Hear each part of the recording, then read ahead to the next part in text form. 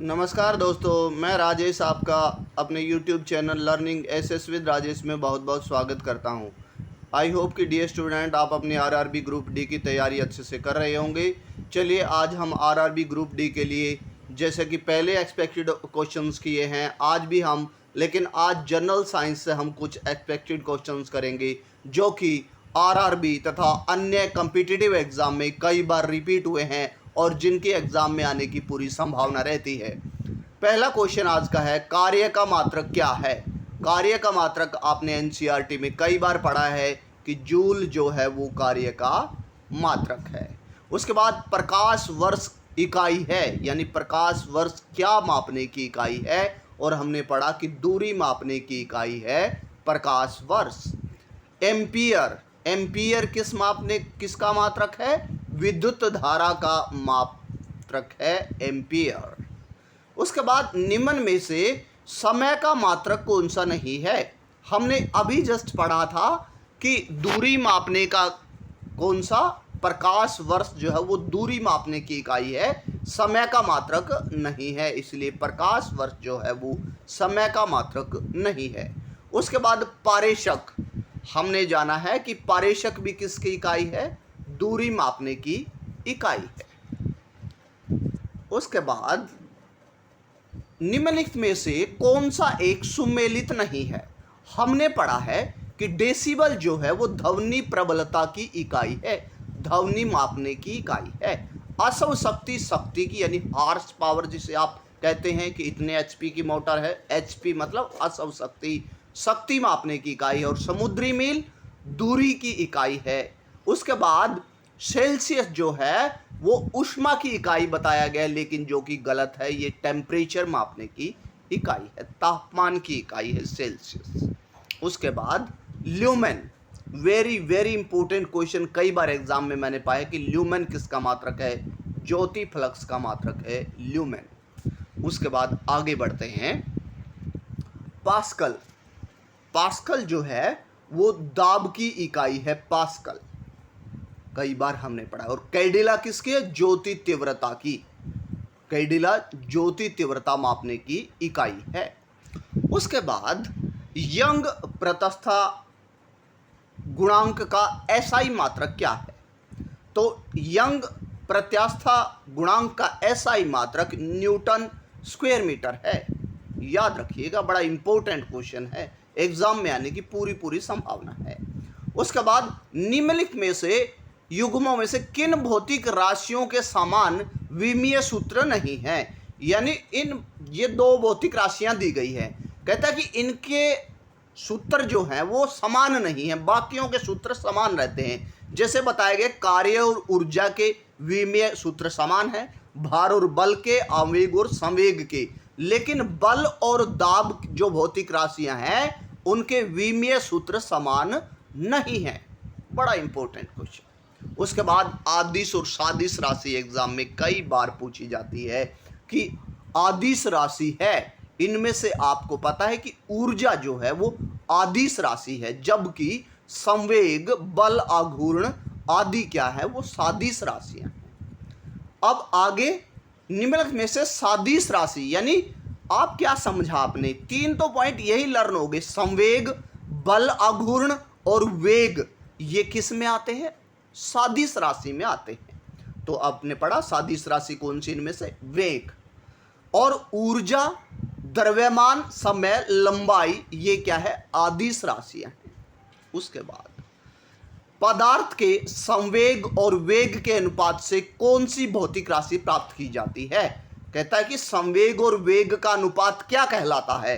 तो आपको पता है कि वह द्रव्यमान कहलाता है। उसके बाद स्वतंत्र रूप, शून्य में स्वतंत्र रूप से गिरने वाली वस्तुओं की या का क्या समान रहता है? त्वरण समान रहता है। यह कहता है कि शून्य में स्वतंत्र रूप से कोई भी चीज गिरती है तो उसका समान त्वरण रहता है, एक्सीलरेशन उसका समान रहता है। अगला question very very important question, जब 2 किलोग्राम वाले द्रव्यमान पर 5 न्यूटन बल लगाया जाता है तो उसका उत्पन्न होने वाला त्वरण क्या होगा? एक्सीलरेशन क्या होगा? 2.5 metre square second. I hope कि आपको समझ आ गया है और याद भी हो जाएगा। इसीलिए आगे बढ़ते हैं। किसी भी स्थिर या गतिशील वस्तु की स्थिति और दिशा में तब तक कोई परिवर्तन नहीं होता, तब तक उस पर कोई बाह्य बल नहीं लगता है। ये कौन कहता है? ये न्यूटन का गति का पहला नियम कहता है। कौन सा नियम कहता है? पहला नियम कहता है। और आरआरबी के लिए तो बड़ा, ये देखो आरआरबी 2002 बड़ा इंपॉर्टेंट क्वेश्चन है, एक पक्का आता है एग्जाम में। उसके बाद रॉकेट किस सिद्धांत पर कार्य करता है? संवेग संरक्षण पर कार्य करता है, संवेग संरक्षण। अगला क्वेश्चन है, अश्व यदि एकाएक चढ़ना आरंभ कर दे तो अश्वारोही के गिरने की आशंका का कारण क्या है? विश्राम जड़त्व। यानी एकाएक चढ़ने से क्या होगा? विश्राम जड़त्व आ जाएगा और उसका अश्वारोही के गिरने का कारण यही रहेगा, विश्राम जड़त्व। अगला पॉइंट, चलती हुई बस में जब अचानक ब्रेक लगती है तो बैठे हुए यात्री आगे की दिशा में गिरते हैं। ये कौन सा न्यूटन का कौन सा नियम कहता है? ये भी पहला नियम कहता है। उसके बाद बल का गुणनफल है। बल का गुणनफल क्या है? द्रव्यमान और त्वरण का गुणनफल है बल। यानी द्रव्यमान और त्वरण को गुणा कर दे तो बल प्राप्त होता है। आई होप कि आपको समझ आ गया। आगे बढ़ते हैं। शरीर का वजन ध्रुवों पर अधिकतम होता है।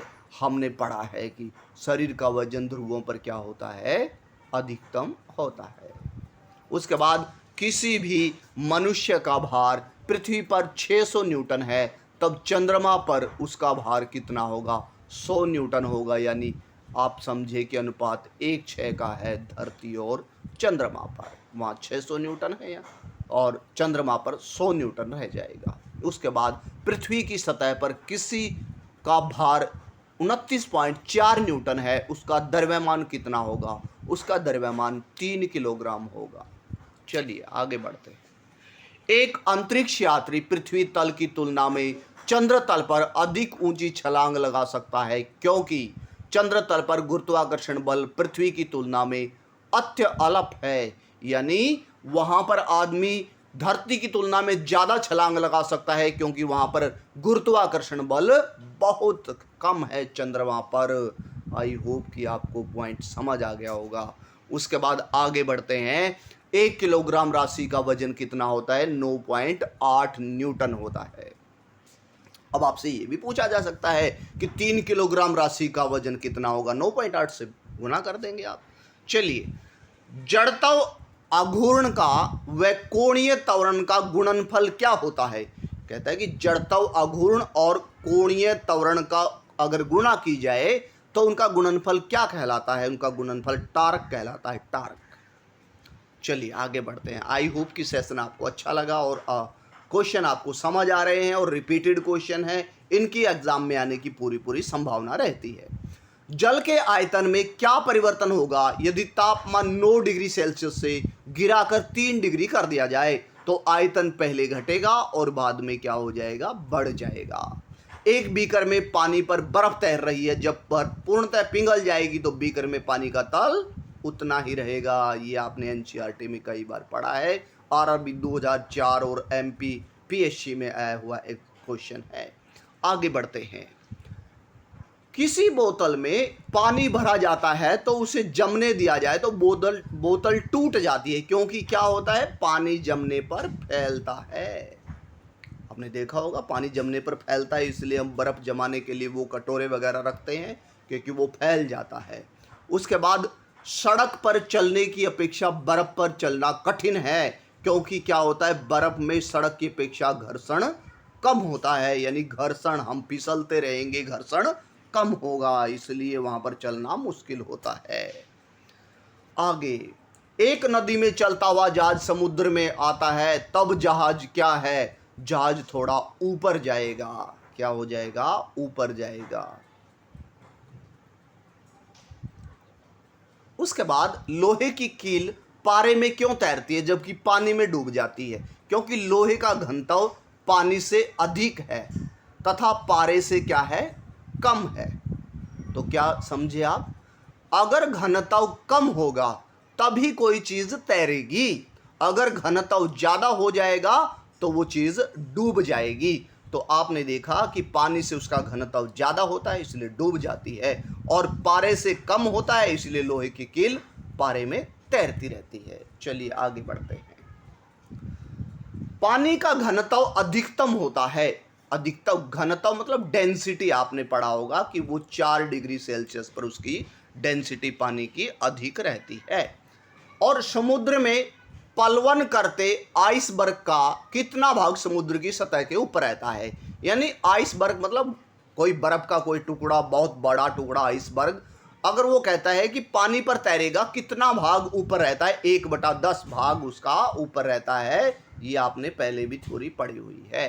बर्फ के 2 टुकड़ों को आपस में दबाने पर टुकड़े आपस में चिपक जाते हैं, क्योंकि क्या होता है, दाब अधिक होने के कारण बर्फ का गलनांक घट जाता है। यानी जब वो टुकड़े चिपकते हैं तो अंदर दबाव बढ़ जाता है, उनके अंदर हवा क्रॉस नहीं होती है, इसकी वजह से गलनांक घट जाता है, यानी गलते नहीं है, वो अंदर से पिघलते नहीं है। उसके बाद हवाई जहाज से यात्रा करते समय पेन से स्याही निकल जाती है। क्यों निकल जाती है? वायु दाब में कमी के कारण। और हमारे यहाँ पर पेन से स्याही क्यों नहीं निकलती धरती पर?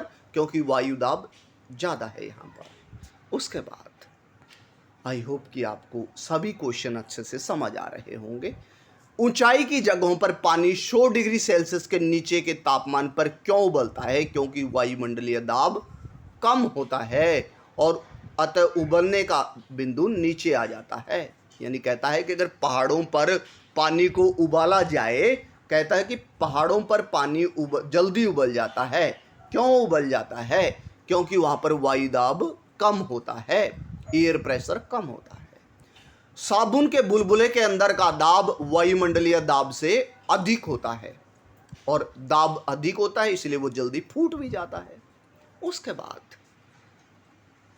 वायु दाब मापी की रीडिंग के अचानक गिरावट इस बात का संकेत है कि मौसम क्या होगा। यानी वायु दाब मापी में अगर पारा एकदम वायु दाब का गिर जाए तो बिल्कुल संकेत है कि तूफान आएगा। बिल्कुल, इसलिए वायु यानी मौसम की पूर्व सूचना हमें ऐसे मिलती है। प्रेशर कुकर में खाना जल्दी पकता है। क्यों पकता है? क्योंकि अधिक दाब पर पानी अधिक तापक्रम पर उबलने लगता है, यानी प्रेशर ज़्यादा होता है।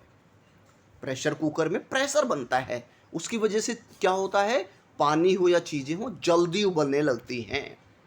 उसके बाद हाइड्रोजन से भरा गुब्बारा वायु में जाकर फूट जाता है। फूटने का कारण है वायु दाब घट जाता है। ठीक है। उसके बाद सूर्य में निरंतर ऊर्जा का सृजन किस कारण, यानी कहते हैं कि सूर्य किस थ्योरी पर काम करता है? नाभिकीय संलयन पर काम करता है। आपने 2 प्रक्रियाएं पढ़ी हैं, नाभिकीय संलयन और नाभिकीय विखंडन। विखंडन में आपने पढ़ा था कि जब यूरेनियम और थोरियम के परमाणु टूट टूट कर आगे बढ़ते हैं और जब वो जुड़ते हैं तो नाभिकीय संलयन, और सूर्य किस पर काम कर रहा है? नाभिकीय संलयन पर काम कर रहा है। चाबी भरी घड़ी में कौन सी ऊर्जा होती है?